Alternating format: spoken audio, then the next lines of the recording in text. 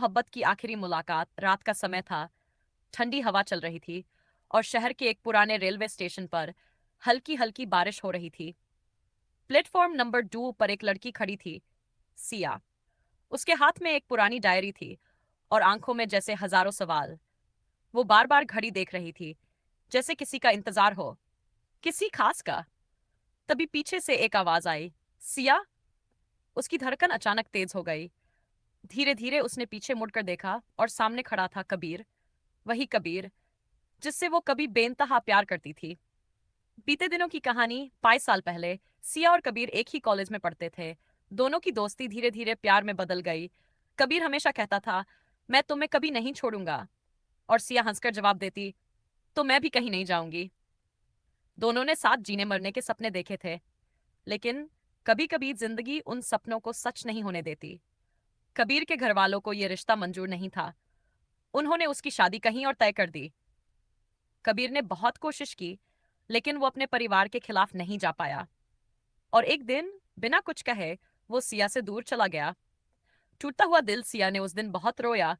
उसने कई बार कबीर को कॉल किया, लेकिन हर बार फोन बंद मिला। धीरे धीरे उसने समझ लिया कि अब उसका प्यार सिर्फ एक याद बन चुका है। उसने खुद को संभाला, लेकिन दिल के एक कोने में कबीर हमेशा जिंदा। आज 5 साल बाद वो दोनों फिर एक ही जगह खड़े थे। सिया ने हल्की सी मुस्कान के साथ पूछा, कैसे हो? कबीर ने नजरें झुका ली, ठीक हूं। तुम? मैं भी ठीक हूं। लेकिन उसकी आवाज बता रही थी कि वो आज भी टूटी हुई है। अधूरी बातें कुछ पल दोनों चुप रहे। फिर कबीर बोला, तुमने शादी कर ली? सिया ने धीरे से कहा, नहीं, शायद दिल ने किसी और को जगह ही नहीं दी। कबीर की आंखें भर आईं।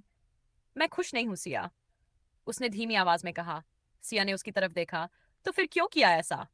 कबीर ने दर्द भरी आवाज में कहा, क्योंकि उस वक्त मेरे पास कोई और रास्ता नहीं था। आखिरी पल तभी ट्रेन की आवाज सुनाई दी। प्लेटफॉर्म नंबर 2 पर आने वाली ट्रेन कुछ ही देर में आएगी। ये सुनकर दोनों समझ गए, अब ये मुलाकात भी खत्म होने वाली है।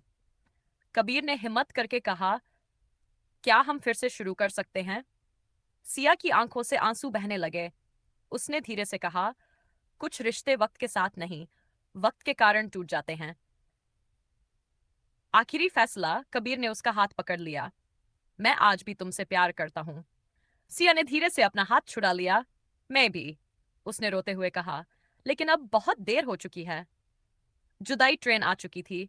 सिया धीरे धीरे उसमें चढ़ गई। कबीर नीचे खड़ा उसे देखता रहा। ट्रेन चलने लगी। सिया खिड़की से उसे देख रही थी और उसकी आंखों से आंसू रुक ही नहीं रहे थे। कबीर बस वहीं खड़ा रहा जब तक ट्रेन उसकी आंखों से ओझल नहीं हो गई। अंत बारिश अब भी हो रही थी।